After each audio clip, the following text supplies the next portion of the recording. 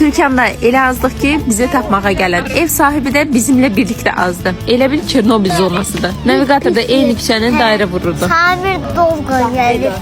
Ailəvi dostumuzun ad gününə gəldik. Vloqum geç çıxsa da nə az nə çox bir ay sonra yenə də buradan təbrik edirəm. Samir də yolda gözləyəndə uşaqlar qumla oynadı, ürək çəkdi. Adımın baş hərfini yazdılar. Səbəbi də odur ki, 12-dən sonra mənim ad günüm olacaq. Samir gilə çatıb çörəyimizi yedik, söhbət etdik və tortu kəsəcəyik. Bu arada tortu baldızı bişirib, şamı yandırıb təbrik etdik. Artıq saat 12-ni keçmişdi, mənim də ad günüm oldu. Birlikdə tortu kəsdik. Ailənin başından əskik olmayasan, ailənlə birlikdə sağlam, xoşbəxt həyat sürəsiz. Məlik də mənə öz əlləri ilə hədiyyə hazırlamışdı, sağ olsun. Mənim şəkillərimlə və gözəl ürək sözləri ilə.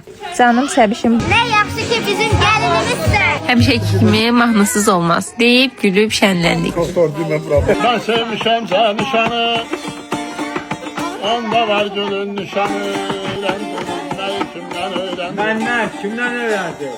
Bakayım masal koymuşam elə özgürtü gəldi. Bu arada Samir'in bacanağı da Vüsal qardaşımız ifaçıdır. Sizin də şənliklərinizə gəlib məclislərinizi biraz da maraqlı edə bilər. Gözəl səsi, ifası ilə. Səhifəsini aşağıda qeyd edəcəm. Və biz də oynadığıq rəqsi. Axşamımızda belə maraqlı keçdi. Və sizdən bir balaca xahişim var. Səhifəmə dəstək olmağınız. Takib atıb, komment yazmaq. Mən də sevərək cavablandırıram. Mənim üçün bu çox əhəmiyyətlidir. Qabaqcadan hər birinizə təşəkkür edirəm.